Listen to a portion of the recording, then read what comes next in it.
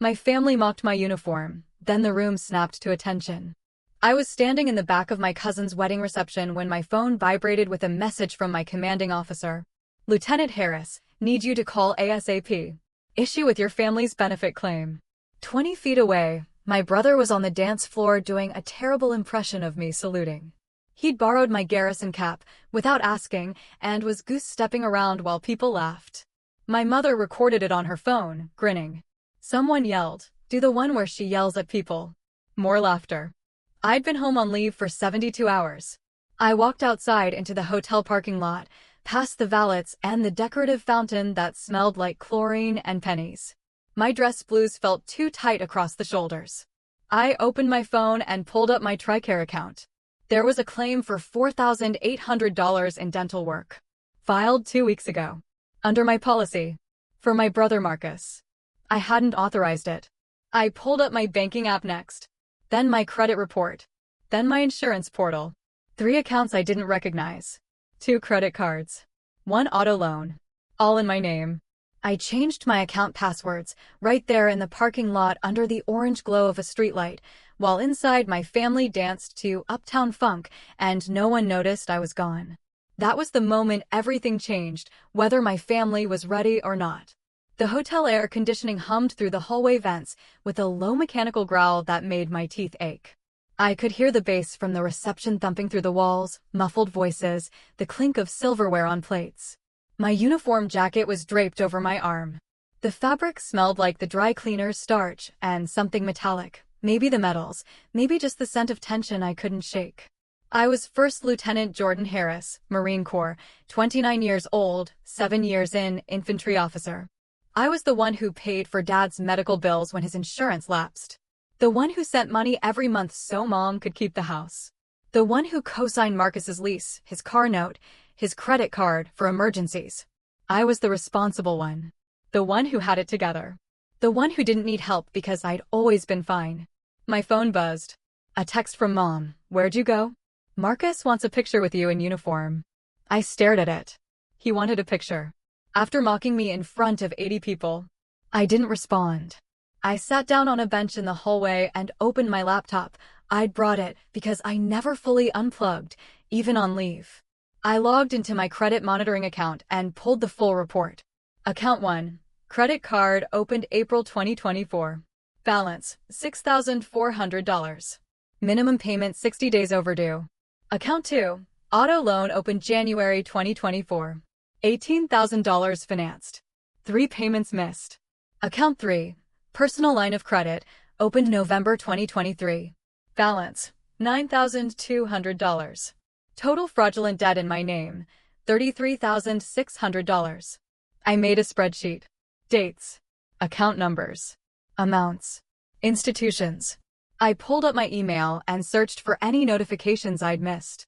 There were dozens alerts I'd assumed were spam, payment reminders I'd thought were phishing attempts. One subject line stood out, "Congratulations on your new auto loan." I opened it. January 18, 2024. I'd been in Okinawa. The loan was for a 2023 Dodge Charger. I opened Instagram. Searched Marcus's profile. January 20th, 2024, a photo of him leaning against a silver Charger in the driveway, one hand on the hood. Caption, "Finally got my dream ride. Hard work pays off, flex biceps." 43 comments. Mom had written, "So proud of you. Dad, that's my boy. My money. My name. My credit. His car." I remembered the day Marcus asked for my social security number. I'd been packing for a training rotation. He'd said he needed it to add me as an emergency contact on some apartment paperwork. "It's just a formality," he'd said. "The landlord needs it for the application." I'd given it to him. I'd wanted to help. I pulled up my TRICARE account next and looked at the claim history. March 2024, $1,200 in dental work for dependent Marcus Harris.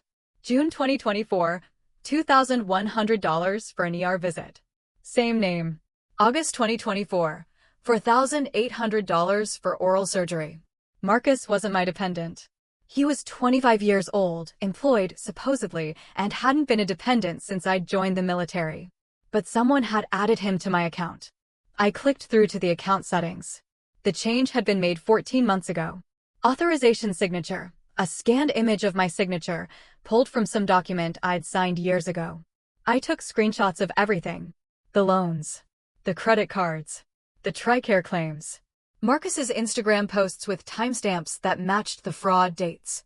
Then I opened a new document and typed at the top, Identity Theft Documentation, LTJ, Harris, USMC. It wasn't a family misunderstanding.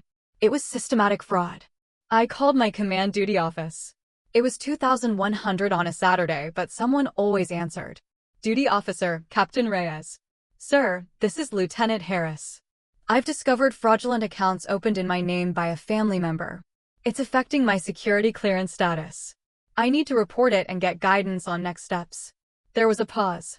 How much are we talking? 33,000 in debt. Multiple accounts. TRICARE fraud as well. Jesus. Okay.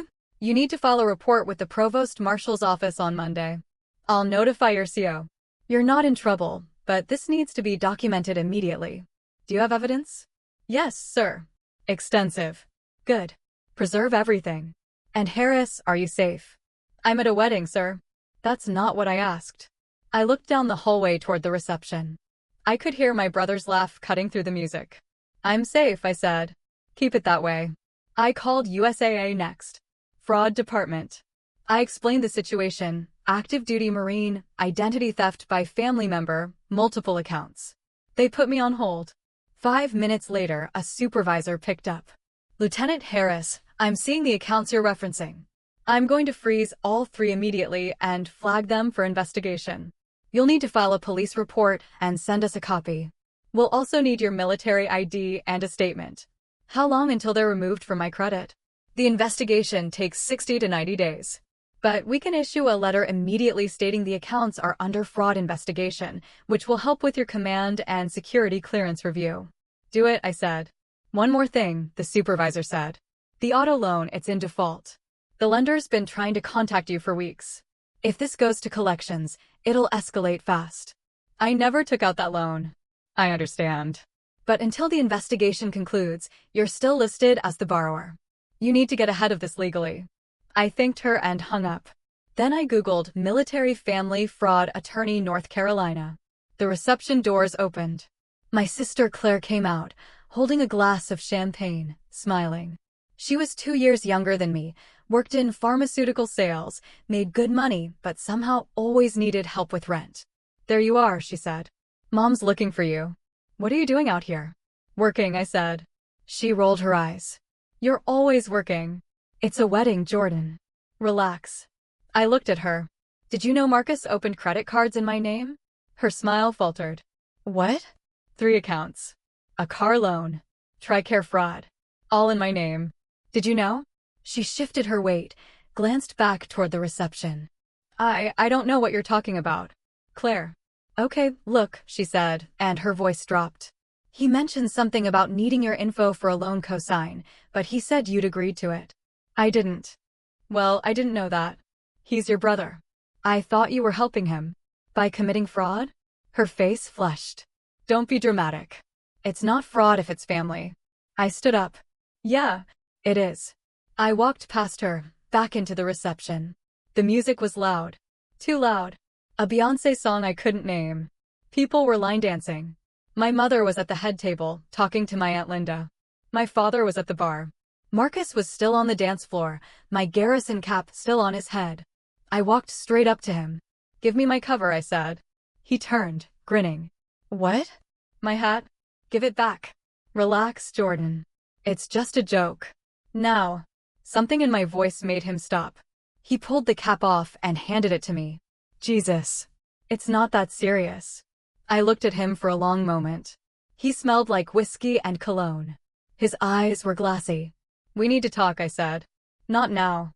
I'm having fun. Yeah, I said. I know. You've been having a lot of fun on my dime.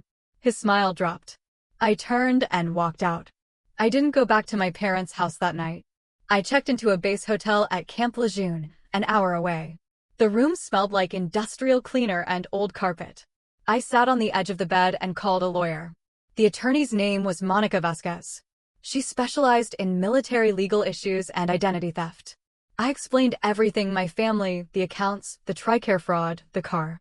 She listened without interrupting. When I finished, she said, "You understand that to pursue this, you'll have to file criminal charges against your brother." Yes. And possibly your parents, if they were complicit. I hesitated. Were they involved? She asked. I don't know yet. Find out. Because if they co-signed anything or provided your information knowingly, they're liable. You need to decide how far you're willing to take this. I want my name cleared, I said. I want the debt gone. I want to make sure this doesn't affect my clearance or my career. Then we file a police report, notify the credit bureaus, and start the fraud dispute process. I'll draft a letter to each institution outlining the situation. But Jordan, this is going to get ugly. Family fraud cases always do. I know. Do you? I thought about Marcus laughing in my hat. About Claire saying it's not fraud if it's family. About my mother recording the whole thing. Yes, I said. The calls started the next morning. First, Mom, Jordan, what is going on? Marcus said you accused him of something horrible. He's devastated. I didn't answer. Then Dad, you need to call your mother. She's very upset. This is not how we handle things. Then Claire, you're really going to destroy Marcus over this? He made a mistake. He'll pay you back. Then Marcus himself. Jordan, I swear I was going to tell you. I just needed time. Please don't do this. I screenshotted every message. Then I called the police. The officer who took my report was polite but skeptical. You're saying your brother stole your identity? Yes. And you want to press charges? Yes. He clicked his pen a few times. You understand this will likely result in criminal prosecution. He could face jail time. I understand. He looked at me for a long moment. Then he nodded. Okay, let's start with the details. I gave him everything. The accounts. The screenshots. The TRICARE claims. The timeline. He took notes, made copies, and handed me a case number. Someone from financial crimes will contact you within 72 hours, he said. In the meantime, don't discuss this with your family. They'll try to talk you out of it. They already are, I said. When I didn't respond to the calls, the public posts started. Mom on Facebook, praying for our family during a difficult season. Sometimes the people you love hurt you in ways you never imagined. Claire, family is supposed to forgive. Some people don't understand what that means. Then Marcus posted a long paragraph. I made mistakes. I'm human. But I never thought my own sister would turn her back on me when I needed grace. I'm heartbroken. 20 comments of support within an hour. Praying for you, Marcus. Your sister should be ashamed. Family is everything. I took screenshots of all of it. 3 days later, I got a call from an investigator with NCIS, Naval Criminal Investigative Service. The TRICARE fraud had triggered an automatic review. Lieutenant Harris, I'm Special Agent Brennan. I've been assigned to your case. We take benefits fraud very seriously, especially when it involves active duty members. Can you walk me through what happened? I did. He asked detailed questions. Who had access to my documents? When did I first notice the discrepancies? Had I ever given permission, even verbally? No, I said. Never. Your brother's claiming you gave him permission to use your information for a cosign. Is that true? He asked for my social security number once for an apartment application. I gave it to him for that, nothing else. And you have documentation showing the accounts were opened without your knowledge? Yes. Dates, amounts, statements. He was posting about the purchases on social media while I was deployed. Agent Brennan was quiet. Then he said, Lieutenant, I'm going to be honest with you. This is a strong case. Your brother's facing federal fraud charges if we move forward. That's 10 years minimum. Is that what you want? I closed my eyes. I want my name cleared, I said. I want to know this won't ruin my career. And I want to make sure he can't do this to anyone else. Then we move forward, he said. That night, I got a call from someone I didn't expect, my Uncle Greg, my dad's brother. He'd been career Navy, retired Master Chief. I hadn't spoken to him in over a year. Jordan, he said. I heard what's going on. From who? Your mother called me. Asked me to talk some sense into you. I didn't say anything.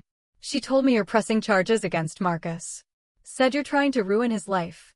Did she mention the $33,000 in debt he racked up in my name? Silence. I didn't think so, I said. Jordan, send me everything you have. Why? Because I want to see it for myself before I pick a side.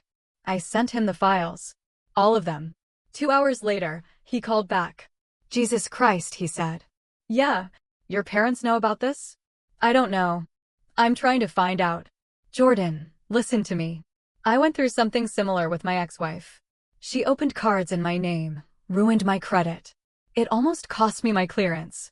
If you don't handle this now, it will follow you for the rest of your career. I know. Your mother's not going to forgive you for this. I know that too. He was quiet. Then he said, I'm proud of you. I know that doesn't mean much right now, but I needed to say it. My throat tightened. Thanks, Uncle Greg. The NCIS investigation took 4 weeks. During that time, Agent Brennan interviewed Marcus, my parents, and Claire. He pulled financial records, phone logs, and email trails. And then he called me with the results. Lieutenant Harris, we've completed the preliminary investigation. Your brother admitted to opening the accounts without your permission. He claims he intended to pay them off before you found out. Did my parents know? Your mother co-signed the auto loan. The air left my lungs. She what? Your mother's name is on the loan as a co-signer. She provided your information to the dealership. That makes her complicit in the fraud. I sat down.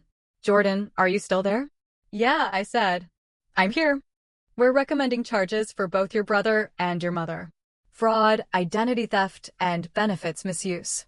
The DA will make the final call, but based on the evidence, they'll likely prosecute. I called my mother that night. She answered on the first ring. Jordan, finally. We need to talk. You co-signed Marcus's car loan. Silence. You used my information to do it, I said. Agent Brennan told me. Jordan, we needed to help him. He couldn't get approved on his own. So you committed fraud. Don't call it that. He's your brother. We're family. And you thought stealing my identity was acceptable because we're family? We were going to pay it off. With what money, Mom? You can't even pay your own mortgage. That's why I've been sending you $500 a month for 3 years. She started crying. You don't understand what it's been like. Your father's been out of work. Marcus couldn't keep a job. We were desperate. And I was deployed, I said. I was in Okinawa. And you used my name to buy him a car. I thought you'd understand, she said. You've always been the strong one. You've always been fine. No, I said. I haven't. You just never asked. I hung up. The next week, I flew back to North Carolina and met with my attorney. She drafted a demand letter to my family, outlining the debt, the fraud, and the legal consequences if they didn't cooperate with the repayment and investigation. Are you ready for this? Monica asked. No, I said. But I'm doing it anyway. The letter was sent via certified mail. 3 days later, I got a response, not from my mother or Marcus, but from an attorney they'd hired. The letter accused me of harassment, emotional distress, and financial bullying. It demanded I drop all charges and issue a public apology. I forwarded it to Monica. She called me laughing. This is the worst legal defense I've ever seen. They have no case. Don't respond. The court hearing was set for October 12th, criminal fraud charges against Marcus and my mother. I flew back home for it. I didn't tell anyone I was coming. I wore my service uniform, alphas, the full dress blues with medals. Not because I had to, because I wanted them to see exactly who they'd stolen from. The courtroom smelled like floor wax and old paper.